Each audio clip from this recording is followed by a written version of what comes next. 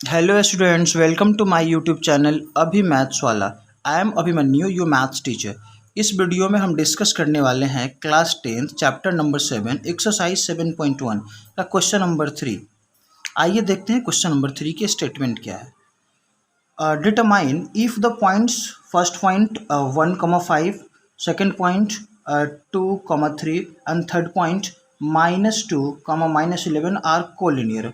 हमें ये बताना है कि तीनों पॉइंट्स कोलिनियर हैं या नहीं। तो कोलिनियर हमें बताने के लिए कुछ प्रॉपर्टीज़ कोलिनियर की होती है, उसको देखेंगे। उससे पहले हम इन तीनों पॉइंट्स को ए, बी और सी कंसिडर कर लेते हैं। हमने लेट किया फर्स्ट पॉइंट ए की वैल्यूशन मैंने 1 और 5 रख ली, और दूसरे पॉइंट को हमने बी लेट किया विच इज़ 2 और 3, and third point is C -2 और -11।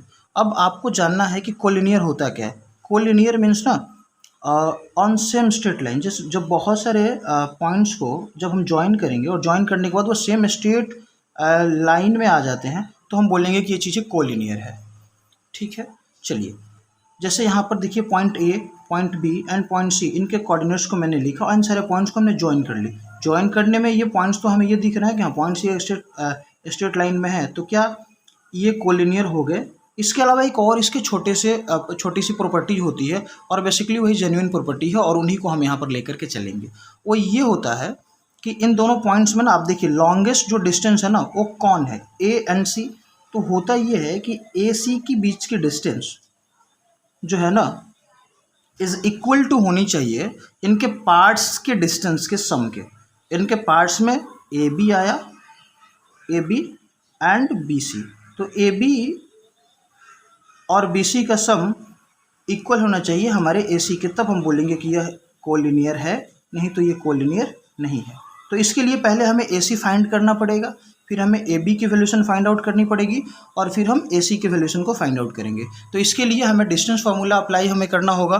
तो सबसे पहले हमें लिखना पड़ेगा कि डिस्टेंस फार्मूला क्या होता है। तो टू पॉइंट्स के बीच की जो डिस्टेंस होती है ना, जैसे हमने ले लिया पी क्यू, इसके बीच की जो डिस्टेंस होती है ना वो होता है under root x2 minus x1 का whole square plus y2 minus y1 का होल स्क्वायर। तो ये डिस्टेंस फार्मूला है, और इन्हें डिस्टेंस फार्मूला का अप्लाई करके हम यहाँ पर ए सी की वैल्यूशन फाइंड करेंगे, ए बी की वैल्यूशन फाइंड करेंगे, और बी सी की वैल्यूशन फाइंड करेंगे। आइए सबसे पहले ए सी फाइंड करते हैं। तो ए C is equal to what, तो डिस्टेंस फार्मूला अप्लाई करेंगे। तो ए सी, ये ए पॉइंट है और ये है हमारा सी पॉइंट। तो यहाँ पे हमें x2 की वैल्यूशन -2 है, -2 -1 का होल स्क्वायर, तो -2 -1 का whole square plus y2 is what, y2 is -11 -5 ये हमारा y2 है, इनके होल स्क्वायर कर देंगे। अब यहाँ पे -2 -1 करेंगे तो वी गेट -3 का whole square, plus -11 and -5 we get -16, तो -16 का होल स्क्वायर कर देंगे। -3 का होल स्क्वायर 9 हो जाएगा, बिकॉज माइनस से माइनस कैंसिल हो जाते हैं, तो 9 और 16 का स्क्वायर होता है 256। अब इन दोनों को हम ऐड करेंगे, अंडर रूट 9 एंड 256 को ऐड करेंगे। तो ये 6 और 9 ऐड किया हमने, तो 6 और 9 15 का 5, और ये 5 और कैरी 1 6, तो ये आ गया 265। तो ए सी की जो वैल्यूशन है ना ये 265 आ गई है। चलिए अब हमें ए बी और बी सी की वैल्यूशन को फाइंड आउट करने हैं। अब इसके लिए भी हमें डिस्टेंस फार्मूला भी उसी को ही हमें अप्लाई करना पड़ेगा। तो सबसे पहले हम यहीं पे ए बी फाइंड आउट कर लेते हैं। तो A B is equal to वही डिस्टेंस फार्मूला अप्लाई करेंगे। तो डिस्टेंस फार्मूला x2, अब देखिए ए एंड बी, तो बी पॉइंट का जो फर्स्ट यानी x की जो वैल्यूशन है विच इज x2, तो x2 की वैल्यूशन है यहाँ पे 2, और x1 की वैल्यूशन है 1, तो 2 - 1 का होल स्क्वायर कर देंगे, प्लस 3 - 5 का होल स्क्वायर, 3 - 5 का होल स्क्वायर कर देंगे।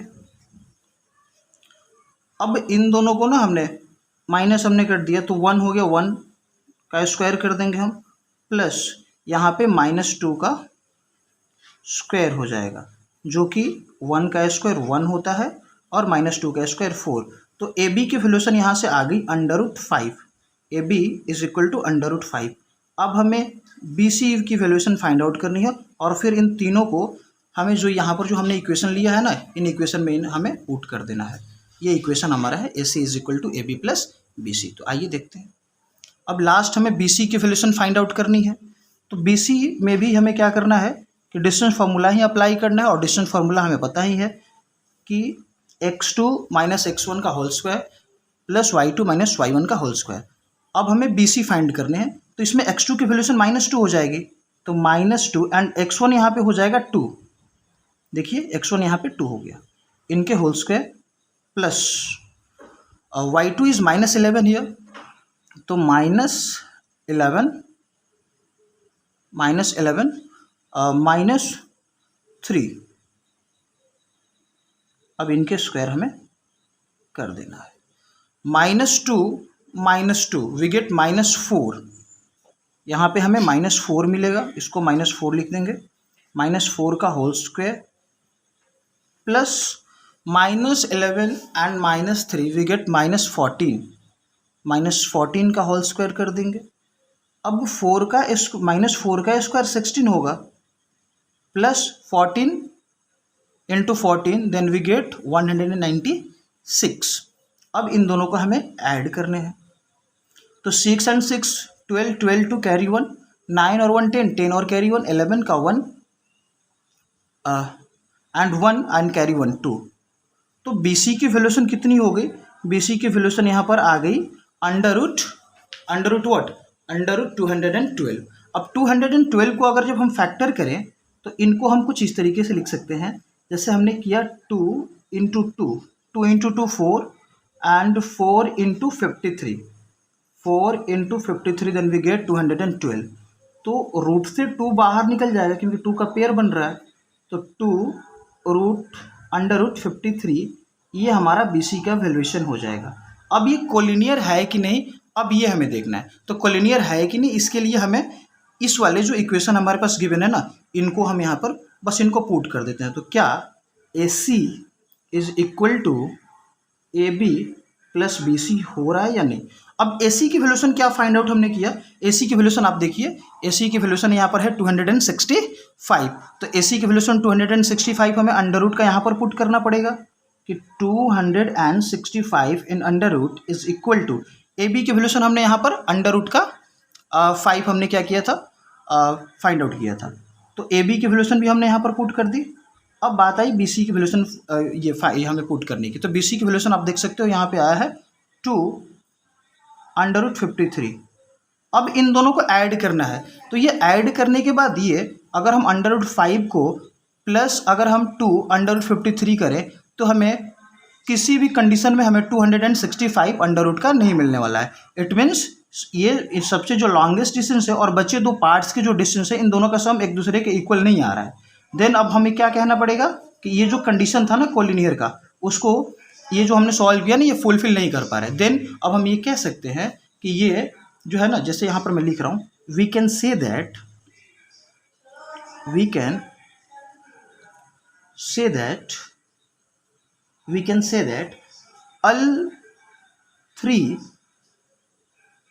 all three given points जो हमारे पास ए बी सी गिवन है पॉइंट, इनके जो कोऑर्डिनेट्स हैं आर नॉट कोलिनियर, ये कोलिनियर नहीं होंगे, क्योंकि कोलिनियर का कंडीशन यही था कि ये इनका जो सम है ना, ये इनके इक्वल होना चाहिए, जो कि इक्वल नहीं हो पा रहा है। तो ये हमारा यही इस क्वेश्चन का सॉल्यूशन होगा। आई होप आप लोगों को बहुत अच्छे से ये पॉइंट समझ में आ गया होगा। अगर आप हमारे चैनल पर नए हैं, अभी मैथ्स वाला चैनल को आप सब्सक्राइब करें। इस चैनल पर आपको class 9th and class 10th के NCERT के full content free of cost आपको प्रोवाइड कराई जाएंगी। इस वीडियो को आप इस चैनल को आप सब्सक्राइब करें एंड लाइक करें। Thank you so much. मिलते हैं नेक्स्ट वीडियो में। Bye, take care.